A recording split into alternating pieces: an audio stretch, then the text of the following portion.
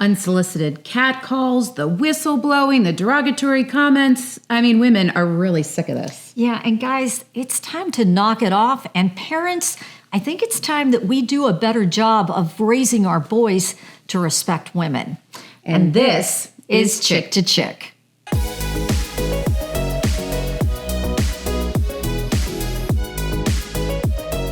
So it's no secret that I have all daughters. And it's no secret that I have one boy. Right. So when I am talking about my, what's going on in the day-to-day life of my daughters, there's very few times that there isn't a comment about some rude thing a boy said or a guy said or did or someone feeling uncomfortable. You know what? It just makes me sad for them because we grew up with this and you just get sick of it. Yeah. You know what, guys? Here's a reality check for you. The catcalls, the whistles, the derogatory comments, most women, we don't like it. Nope. And when I'm walking down the street and I see a bunch of guys, I actually go to the other side of the street because I don't want to hear it. It makes me feel uncomfortable. And quite frankly, it's disrespectful. It really is. Yes, it absolutely is. And I think what we need to do is we need to teach parents how to teach their young men to be more respectful. So today we brought back a friend of ours, Patrick Hughes. He is a licensed professional counselor. And I think you are just the perfect person for this. But I got to ask you a question. What's going on with the facial hair, sir? Well, it is important to embrace our history, and I do think that this is a real happening. Look, actually, I'm in a production. I'm living part time in the 1840s in a theater production, and so this is part of my costume, and so I look a little ridiculous during this time of year. We love it. It looks great. It looks great. And we're glad that you've agreed to come back on our podcast. Patrick, I'm going to cut to the chase. Why do men behave like that? Why do they do that stuff? We don't like it. Right. Well, human beings, we have a tendency of doing behaviors that are really unpleasant for others.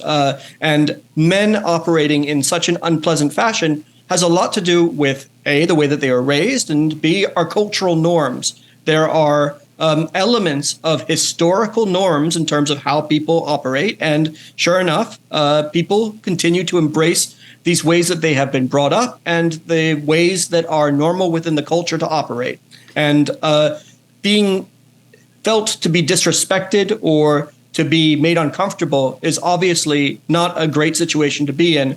But that's why they're doing it, is it's how they were raised and what they're used to. You get used to the boys will be boys comment and, let them be men and be masculine. So how do you teach and reinforce this respect without men not being masculine? We still want them to be masculine, but come on now. So how can you teach them to still have those qualities, but act like a human? Well, and I think on some level, we have to sort of recognize a bit that there are really problematic behaviors with both genders. Is that there can sometimes be a bit of back and forth, and in some cultures there is an element of welcoming of this, which is not obviously experienced by either of your daughters or yourselves when that's happening. The challenge, of course, is that to change that really means talking about helping people understand that there is strong reactions that are going on internally for others. It's about empathy. It's about compassion. It's about understanding that they may not have the response that they'd be hoping for. And that performance of masculinity is unfortunately more toxic than it is welcome. You talked about that this is culture and this is just the way society is. And I do have a boy and I am high on respect. And since the time he was wee little, I have said to him, the most important thing that you need to do is to be a kind person and be respectful of others. And I have told him, you disrespect your girlfriend, you disrespect your wife, you're not going to have a problem with them. You're going to have a problem with me because I don't want him to be that person. And I am trying to make a difference and change the way he views women. And so far, I believe he's getting through, or I'm getting through to him. Did I send him the right message by saying those things to him?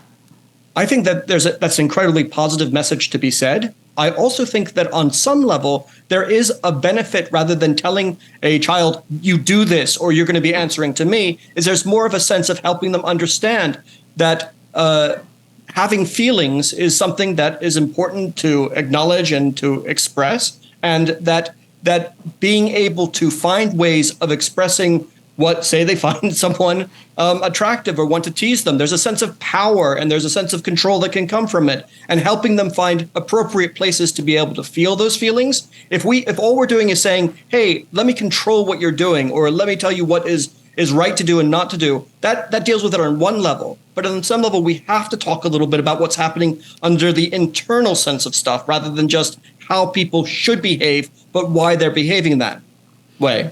So, maybe fathers at home need to also have those conversations with their sons, so it's not just the mom expressing it. Is that kind of another thing of what you say would be important? It is so important to model appropriate behavior. And not only does the father have that opportunity, but we want to be that way as uncles. We have to be that way as teachers. We have to be that way. And we can think a little bit about how we operate in the home. If we're in a position of a lot of yelling going on, or strong behaviors or punishment that's happening within the household itself, that's not a very safe place to have feelings. You'll worry about being punished rather than being understood and redirected where those emotions are coming from. And so on some level, appropriate behavior is less about just make sure you act in this particular fashion, and more about let's find ways of dealing with feelings in a responsible, thoughtful, and communicative way, so that when it comes to everything, there's a safe place and a time and place to put those emotions. I think that's a really good point, because not only did I reinforce to him the importance of respecting women, his father did not behave that way. My ex-husband did not treat women like that. He did not do these catcalls and make these derogatory comments. And so my son had that role model in his life too, that his father didn't behave that way, and he knew that wasn't appropriate. And Carrie also talked about, men have this desire to be masculine.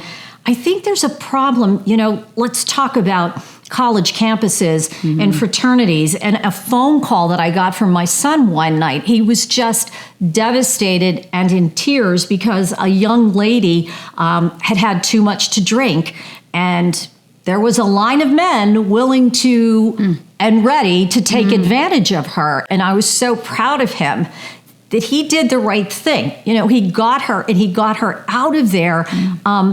But he also, I know he felt this pressure that he was going to be mocked the next day. Right. He was going to be teased the next day. What's the matter, bro? Like, why didn't you have our backs here? Yeah. So I was so proud of him that yet he was facing that scrutiny. Please address that, and please let boys know that take the scrutiny and protect that young woman's life. Right. And what he was concerned about a little bit is teasing to avoid sexual assault.